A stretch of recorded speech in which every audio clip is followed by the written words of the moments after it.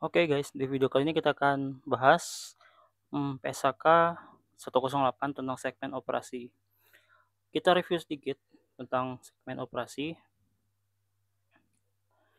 Nah, jadi intinya gini, kan di perusahaan itu kadang aktivitas bisnisnya itu nggak cuma satu. Misalkan ada perusahaan, misalkan Indofood.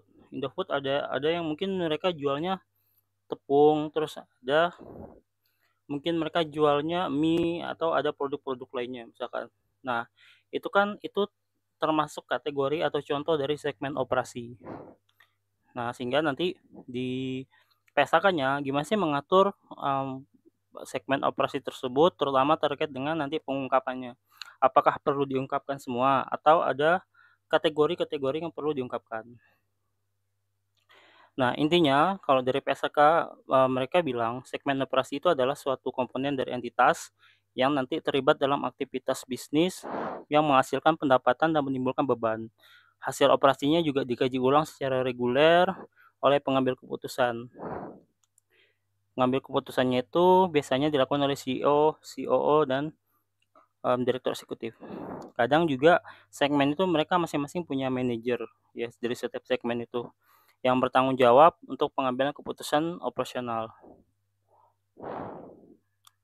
Nah, nanti ada kriteria dalam menentukan apakah suatu segmen itu dilaporkan atau tidak. Yang pertama adalah kriteria dari laba rugi, dari pendapatan. Jadi kita cek pendapatannya itu terhadap persentase terhadap seluruh pendapatan itu lebih dari 10% nggak? Laba rugi sama dan aset juga sama. Nah, dari ketiga kategori ini, kalau misalkan dia memenuhi, dan nanti kita akan uji dari segmen-segmen yang lolos dari 3 tes ini, kita uji pendapatannya.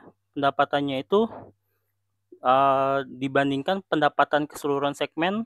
Jadi misalkan gini, kita punya segmen dari 6 segmen yang setelah pengujian pendapatan, pengujian laba, pengujian aset, dari 6 segmen yang lolos itu 4 segmen. Nah, dari 4 segmen itu kita cek nanti pendapatannya, itu, eee, kurang dari 75% keseluruhan pendapatan atau, lebih. Nah, itu jadi pengujiannya.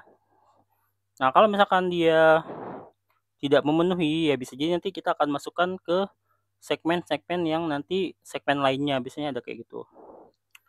Terus, nah kita coba langsung latihan soal, nanti, sambil yang bawahnya kita akan bahas juga sedikit demi sedikit. Oke, jadi di sini ada 3 produk. Coba, bentar Kopasnya di mana ya? Oh, oke. Kita coba.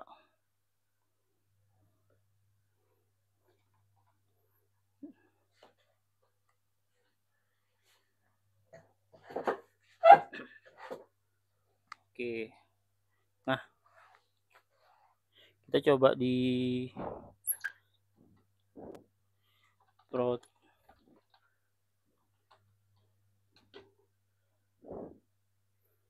hmm,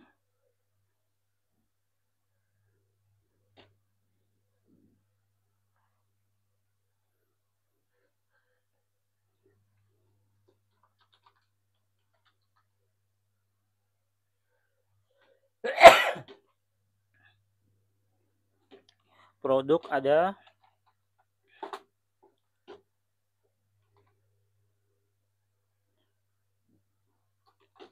misalkan ada kosmetik, ada deterjen, ini contoh. Ada makanan, ada ada makanan dan minuman.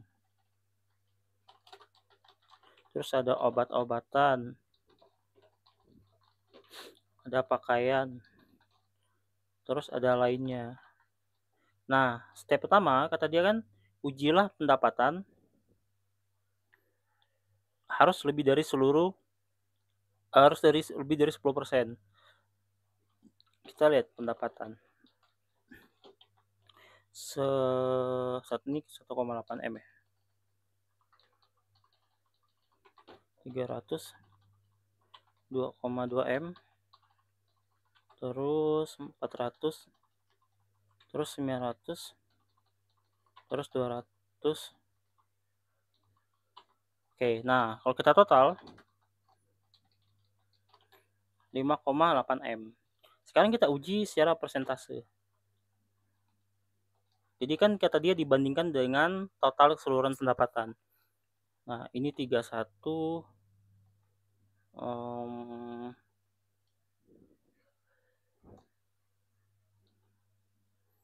aja deh, 5.800 itu udah 3.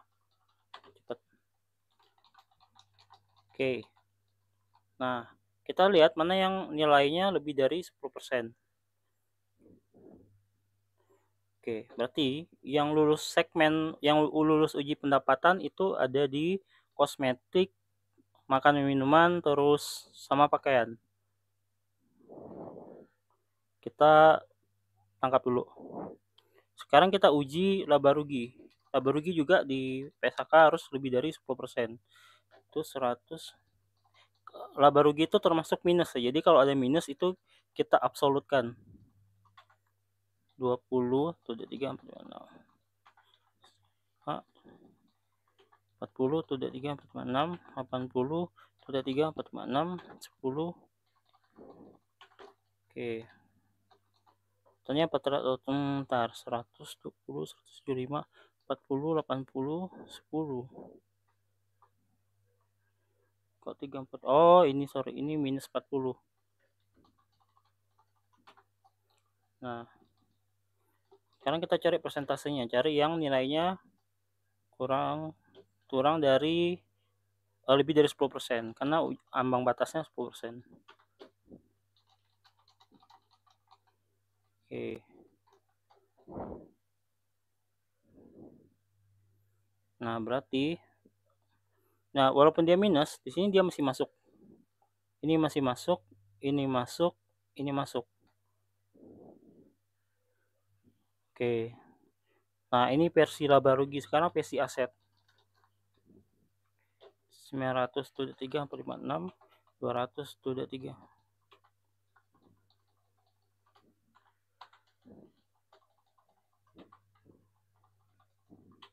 Terus 10. Oke. Ketemu 2,8 M untuk asetnya. Berarti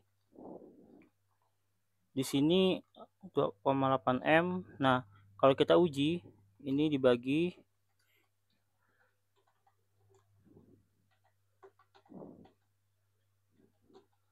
2850 itu udah 3,6. Oke, ketemu harus cari yang 10%. Berarti kosmetik masuk, makan minuman masuk, obat-obatan masuk, pakaian masuk. Nah, kan obat-obatan itu di tes pendapatan nggak masuk, tapi karena dia mayoritas masuk, jadi um, kita masukkan segmen-segmen obat-obatan, sehingga terdapat 4 produk atau 4 segmen yang nanti akan dilaporkan. Berarti segmennya itu apa aja? Nah, ada kosmetik, terus ada makanan minuman, terus ada obat-obatan sama pakaian. Sekarang kita harus uji pendapatan untuk dapat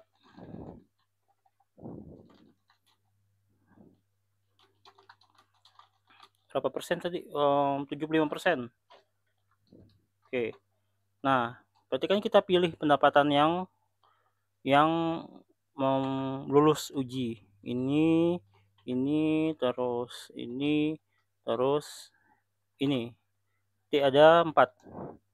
Nah, kita lihat total pendapatannya kan 5,8 M. Ini kita coba total. Di 5,3 total pendapatan 5,8 M. Berarti berapa persen? Kalau dia lebih dari 75%, nah ini kan 90 sekian. Maka ini kalau dia lebih dari 75%, ini semuanya dilaporkan. Gitu. Jadi konsep untuk segmen operasi itu kurang lebih kayak gini. Nah, kita coba baca untuk yang bagian lainnya, mungkin kita minta bantuan untuk biar bahasanya nggak terlalu dewa. Nah, ada yang namanya rekonsiliasi segmen. Jadi, kan tadi kalau ada kosmetik, ada makanan, ada obat-obatan, itu ketika kita bikin laporan, angka-angkanya itu harus match dengan laporan keuangan. Misalkan tadi kita mention-nya adalah total pendapatan per segmen adalah 5,8. Nah, ini 5,8 ini harus muncul di laba rugi, harus sama ya, di laporan laba rugi itu harus muncul. Nah, sehingga nanti pendapatan segmen dengan total perusahaan itu harus harus cocok gitu. Laba ruginya juga harus sama, kan nanti ketika kita melaporkan segmen, kita ngelaporin aset, kita ngelaporin laba rugi, biaya, beban gitu. Nah, terus ada namanya restatement. Restatement tuh gini, jadi kalau misalkan sebelumnya mungkin, ini kan kita by test semuanya ya, bisa jadi tahun sebelumnya nggak kayak gini, segmen yang dilaporkan berbeda. Nah, kalau di sini kasusnya adalah kalau misalkan dia dulunya ada segmen Asia dan Eropa tuh jadi satu segmen. Sekarang kita split, Asia sendiri, Eropa sendiri. Sehingga nanti ada 2 kemungkinan. Yang pertama, data periode sebelumnya itu bisa diubah atau disajikan kembali supaya konsisten dengan pembagian segmen yang baru. Jadi yang periode sebelumnya kita pakai versi yang udah di-split. Kan sebelumnya itu masih gabung. Kalau kita ada datanya, kita split aja. Nah, kita sajikan kembali. Jadi sajikan kembali itu kita, laporin lagi di laporan keuangan.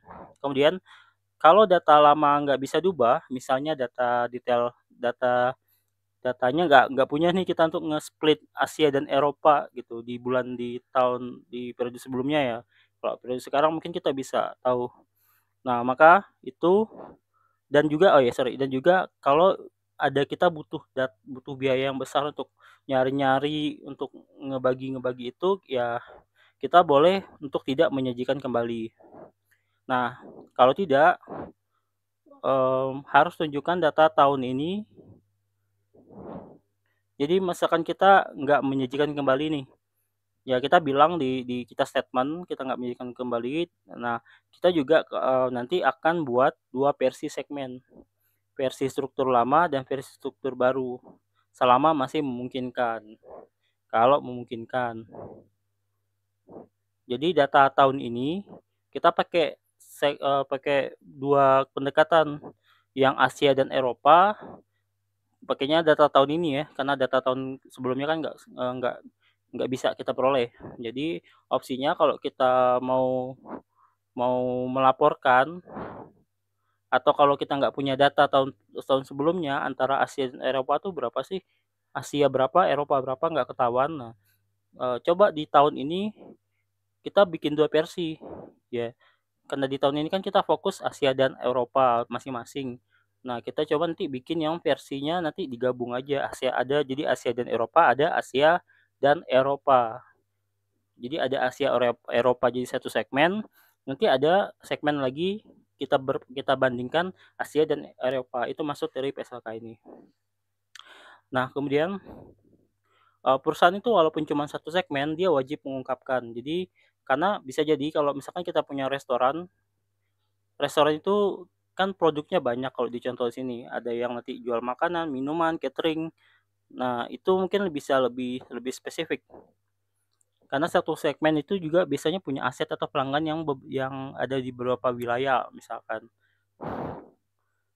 Nah, jadi di PSAK 108 ini ya dipakai untuk memberikan info tambahan di level entitas, dan kalau ada informasi yang belum muncul di laporan segmen itu kita tampilkan. Nah, ini contohnya informasi produk dengan jasa, ya jadi dia segmen restoran, restoran itu kan detail, ada jual makanan, jual ini gitu. Intinya datanya itu kalau memang kita nggak punya data untuk menyajikan ini, misalkan datanya, biayanya, cost kita terlalu besar nih untuk nyari-nyari informasi ini, maka perusahaan boleh tidak menyajikan, tapi nanti kasih catatan kalau memang dia tidak bersedia atau biayanya terlalu mahal. Jadi ada reason-nya. Kemudian, perusahaan juga bisa memberitahu pembaca laporan keuangan dari mana pendapatan dan aset perusahaan berasal. Jadi diungkapkan juga misalkan, pendapatan segini, itu tuh dari negara mana ya? Kita bisa menempatkan wilayah geografis, misalkan apakah dari Indonesia, apakah dari Singapura, termasuk juga, persentase-persentase nanti, dari luar negeri itu berapa gitu kan, dari dalam negeri berapa.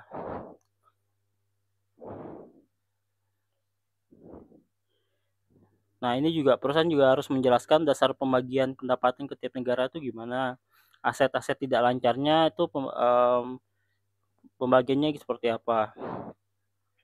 Kemudian juga, nanti di pengungkapan, perusahaan juga nanti harus mengungkapkan, pelanggan utama.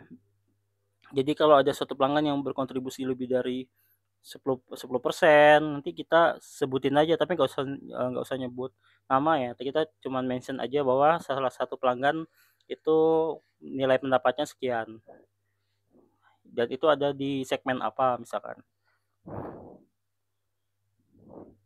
Nah, bagian ini nanti, menyebutkan bahwa PSAK menyediakan contoh-contoh, oke. Ini sih apalagi ya, kalau ini, sama konsepnya tentang tadi kalau dia punya beberapa segmen, nanti kebijakan akuntansinya harus sama dengan laporan keuangan perusahaan, kecuali beban pensiun. Ya, jadi kebijakan akuntansi harus sama. Faktor identifikasi segmen, itu segmen dilaporkan ditentukan berdasarkan tiap unit adalah bisnis strategis dengan produk jasa atau yang berbeda. Dikelola terpisah karena butuh strategi teknologi berbeda. Sebagian besar diperoleh lewat akuisisi dan manajemen lama dipertahankan sebagainya. Ini sih contoh-contoh, ya sekilas lah. Kurang lebih sih konsep dari segmen ini kayak gini. Nanti kalau ada latihan kita akan bahas lagi.